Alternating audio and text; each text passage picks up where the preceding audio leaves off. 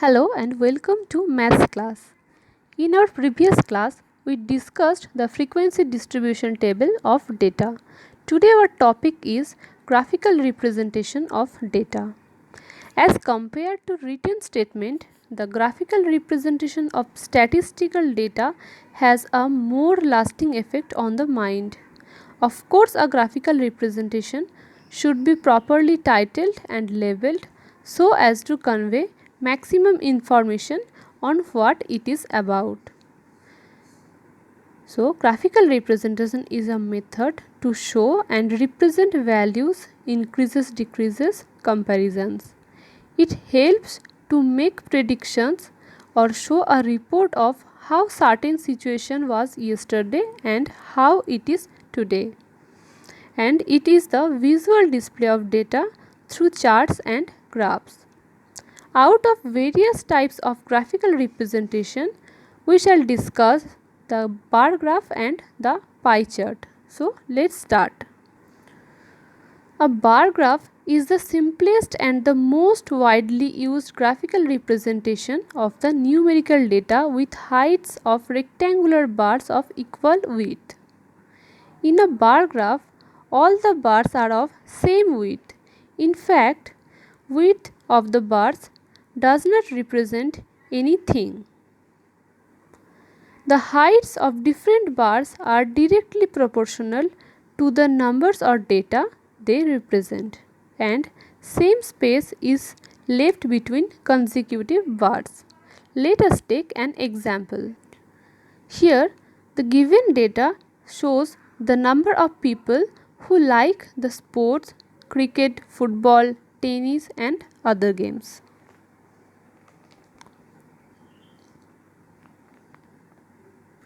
So, to represent these data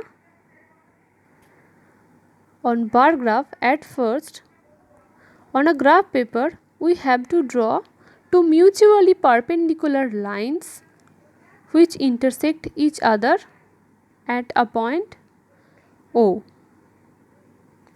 Here the vertical line represents the number of people who likes the sport and the horizontal line represents the sports, cricket, football, tennis and others. So, we have to mark the name of the sports, cricket, football, tennis and others, maintaining same space.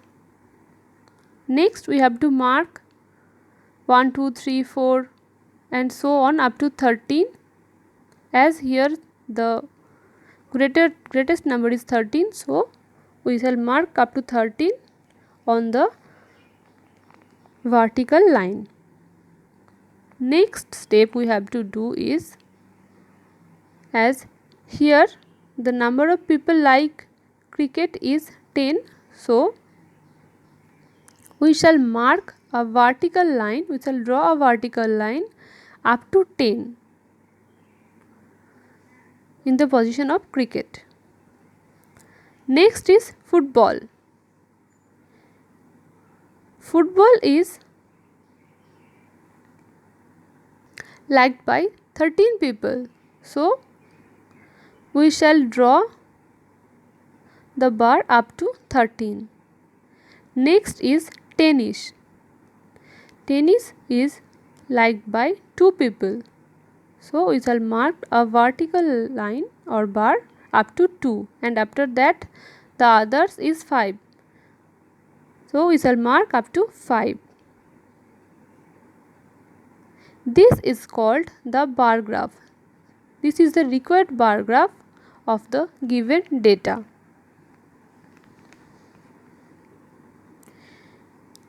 It is very easy, and using only the bar graph we can easily say football is the most popular game and tennis is the least popular game. So, that's how we can represent any data through a bar graph. Next is pie chart. When the numerical data is represented by the sectors of a circle, the graph obtained is called a pie chart or pie graph. An angle whose vertex is the center of a circle is called central angle, and the region of the circle enclosed by the arms of the angle is called sector. Let us take an example. Here it is a given data.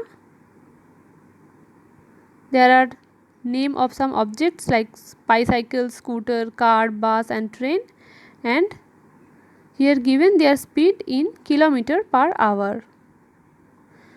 We use the information to draw a pie chart.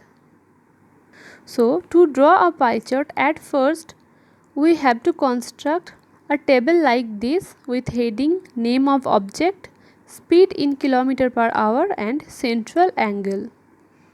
We all know the name of the objects, so at first we have to write the name of objects like bicycle, scooter, car, bus, train one by one, and after this the given speed in kilometer per hour we shall write this one by one, and we shall find the sum of the speed. Here the sum is 240. Next, to find the central angle, as for bicycle the speed is 10,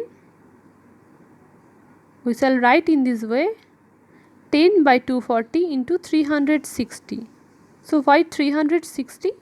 Since the angle about the center of a circle is 360, we divide 360 in proportion of the given data, and the answer is 15 degree. Similarly, for scooter, car, bus, train, we shall find the central angle.